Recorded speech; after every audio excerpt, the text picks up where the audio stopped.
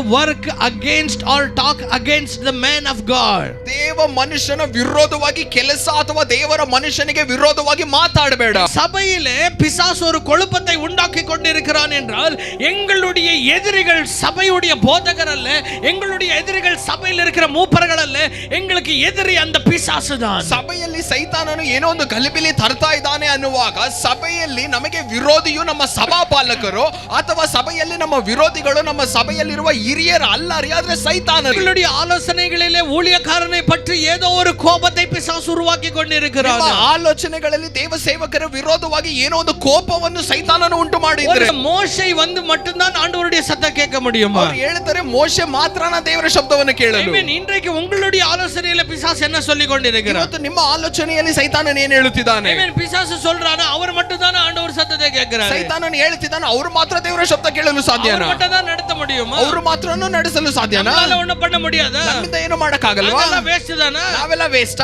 ಇದು ஒரு பிசாசுடைய வேலை, ಇದು ಸೈತಾನನ ಕಾರ್ಯ. ஆனால் தேவனுடைய வழி என்னது? ಆದ್ರೆ ದೇವರ ದಾರಿ ಏನು? அவன் தேவனுடைய கரத்திலே தாழ்த்தி அர்ப்பணிக்கிறானோ அவனை ஏற்ற நேரத்தில் கர்த்தர் மேல உயர்த்துவார். ಯಾರು ದೇವರ ಕರದಲ್ಲಿ ತಗ್ಗಿಸಿ ಅರ್ಪಣಿಸುತ್ತಾನೋ ದೇವರು ತಕ್ಕ ಸಮಯದಲ್ಲಿ ಮೇಲೆತ್ತುವಾತನು. உங்களுடைய வாயில, ನಿಮ್ಮ ಬಾಯಲ್ಲಿ பிசாசு கொஞ்சம் கூட பயம் இல்லாமல் இப்படிப்பட்ட வார்த்தைகளை உங்களுடைய வாயிலும் எண்ணங்களிலும் கொண்டு வருவதானால் இன்றைக்கு அதை சபித்து விடுங்கள் அந்த ஆவியை. ಸೈತಾನನು ಸ್ವಲ್ಪ ಕೂಡ ಭಯವಿಲ್ಲದೆ ಈ ರೀತಿಯಾದ ಮಾತುಗಳನ್ನು ನಿಮ್ಮ ಬಾಯಲ್ಲಿ ಇಟ್ಟಿದ್ದಾನೆ ಅಂದ್ರೆ ದಯವಿಟ್ಟು ಇವತ್ತೇ ಅದಕ್ಕೆ ನೀವು ಪಶ್ಚಾತ್ತಾಪ ಹೊಂದಿ தேவன் முன்பதாக நடுங்குங்கள். ದೇವರ ಮುಂದೆ ನಡುಗಿರಿ. வேதம் சொல்லுகிறது touch not the anointed.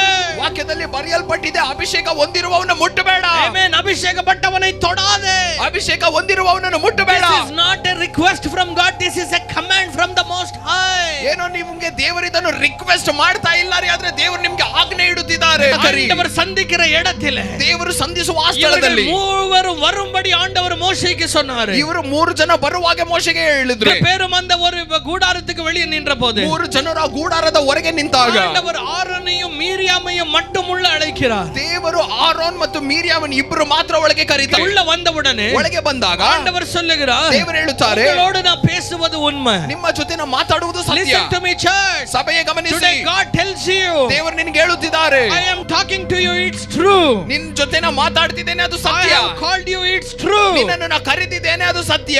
I have kept you as a blessing, it's true. ನಿನ್ನನ್ನು ಆಶೀರ್ವಾದವಾಗಿ ಇಟ್ಟಿದ್ದೇನೆ, ಅದು ಸತ್ಯ. But when it comes to Moses, ಆದ್ರೆ ಅದು ಮೋಶೆಯ ಭಾರವಾಗಿ ಬಂದ್ರೆ he is more than a prophet to me. ಆತನು ಒಂದು ಪ್ರವಾದಿಗಿಂತ ಹೆಚ್ಚು ನನಗೆ. தீர்க்கதரிசியை விட மேலானவன். ಆತನು ಪ್ರವಾದಿಗಿಂತಲೂ ಹೆಚ್ಚು ನನಗೆ.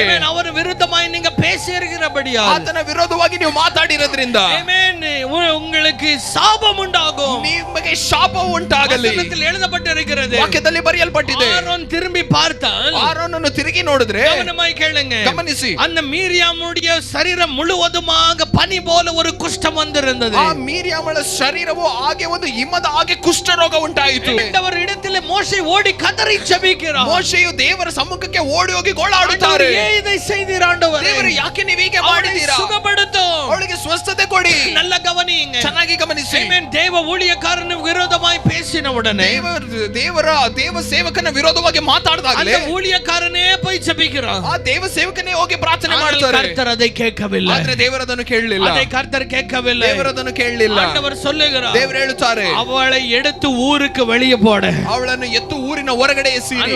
உங்களுடைய ஜனங்கள்ல இருந்து அவளை ஒரு வாரத்துக்கு வேர்பிரித்து வைங்க. ನಿಮ್ಮ ಜನರ ಮಧ್ಯದಿಂದ ಒಂದು ವಾರ ಅವಳನ್ನು ದೂರವಾಗಿ ಇಡಿ. அந்த குஷ்ட ஒரு வாரத்தின் வரைக்கும் அது குறையாதபடி ಅವಳು இருப்பாள். ಆ ಕುಷ್ಠ ರೋಗವು ಒಂದು ವಾರವದು ಕಡಿಮೆ ಆಗದೆ ಅವಳು ಊರವರೆಗೆ ಇರಲಿ.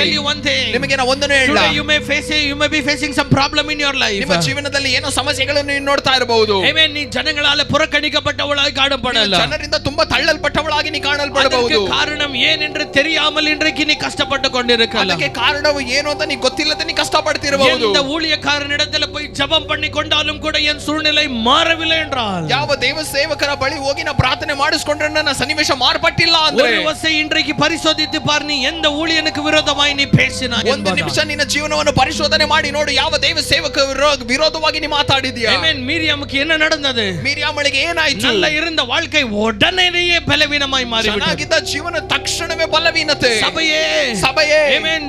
டிவியிலே பார்த்து கொண்டிருக்கிற தேவ ஜனமே, ಟಿವಿಯಲ್ಲಿ ನೋಡುತ್ತಿರುವ ದೇವ ಜನರೇ, ஆரோக்கியமாய் இருந்தேன், ಆರೋಗ್ಯವಾಗಿದ್ದೆ, பலத்தோடு இருந்தேன், ಬಲದಿಂದ இருந்தபடி ஏன் என்னுடைய நிலைமை இப்படி இப்படியாக சரீரம் மோசமாய் விட்டது? ಇದ್ದಕ್ಕಿದ್ದಾಗ ಯಾಕೆ ನನ್ನ ಶರೀರದಲ್ಲಿ ಇಷ್ಟು ಬಲವೀನತೆ? ஏன் என்னுடைய வியாதிகளுக்கு எங்க போனாலும் மருந்து இல்லை? ಯಾಕೆ ನನ್ನ ವ್ಯಾಧಿಗೆ ಎಲ್ಲೋದ್ರೂ ಔಷಧಿ ಇಲ್ಲ? என்ன செய்தாலுமே கூட ஏன் என்னுடைய நிலைமை மாறவில்லை? ಏನೇ ಮಾಡಿದ್ರೆ ಯಾಕೆ ನನ್ನ ಪರಿಸ್ಥಿತಿಯು ನನ್ನ ಸನ್ನಿವೇಶವು ಮಾರ್ಪಟ್ಟಿಲ್ಲ? ஆவியானவர்களோடு பேசிக் கொண்டிருக்கிறார். ದೇವರಾತ್ಮನು ನಿಮ್ಮ ಬಳಿ ಮಾತಾಡುತ್ತಿದ್ದಾರೆ. ஊழியனை பற்றி நீ பேசினாயா? ನಿನ್ನ ದೇವ ಸೇವಕರವಾಗಿ ವಿರೋಧವಾಗಿ ಮಾತಾಡಿದಾ? ಸಭೆಯುடைய போதகனை பற்றி நீ பேசினாயா? ನಿನ್ನ ಸಭೆ ಬಾಲಕರ ಬಗ್ಗೆ ನೀ ವಿರೋಧವಾಗಿ ಮಾತಾಡಿದ್ಯಾ? வசனம் சொல்லுகிறது, ವಾಕ್ಯದಲ್ಲಿ ಬರೆಯಲ್ಪಟ್ಟಿದೆ, உன் மேல் இருக்கிற அதிகாரி அவன் நல்லவனோ கெட்டவனோ அவனுக்கு கீழ்ப்படிந்து நடு. ನಿನ್ನ ಮೇಲೆ ಇರುವ ಅಧಿಕಾರಿಯೋ ಆತನು ಒಳ್ಳೆಯವನೋ ಆತನು ಕೆಟ್ಟವನೋ ಆತನ ಕೆಳಗೆ ನೀ ಕೆಲಸ ಮಾಡಿರು. ஆமென். நீ உன்னுடைய ஊழியக்காரனுக்கு எப்படியாக நீ எல்லாமே அக்கவுண்டபிளா இருக்கிறியோ அப்படிதான் உன்னுடைய ஊழியக்காரன் தேவனுக்கு அக்கவுண்டபிளா இருக்கிறான்.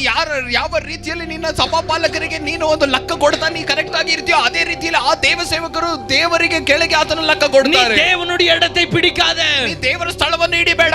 தேவனுடைய இடத்தில் உட்கார்ந்து நியாயத்தை தீர்க்காத ஊழியக்காரனுக்கு ನೀ ದೇವರ ಸ್ಥಳದಲ್ಲಿ ಕೂತು ದೇವ ಸೇವಕರ ವಿರೋಧವಾಗಿ ನ್ಯಾಯ ತೀರಿಸಬೇಡ. ஆமென். நீ கேஹேசியுடைய ஆமென் எலிஷாவுடைய வார்த்தையை கேஹேசி தள்ளினதினாலே நாமானுடைய குஷ்டம் அவன் மேல் வந்தது. ಎಲಿಷನ ಮಾತುಗಳನ್ನು ಕೇಳಿಸಿ ತಳ್ಳಿದ್ರಿಂದ ಆ ನಾಮನನ ಕುಷ್ಠ ರೋಗವು ಆತನ ಮೇಲೆ ಬಂತು. You cannot work against your leader. ನಿನ್ನ ನಾಯಕತ್ವ ವಿರೋಧವಾಗಿ ನೀ ಕೆಲಸ ಮಾಡಲು ಸಾಧ್ಯವಿಲ್ಲ.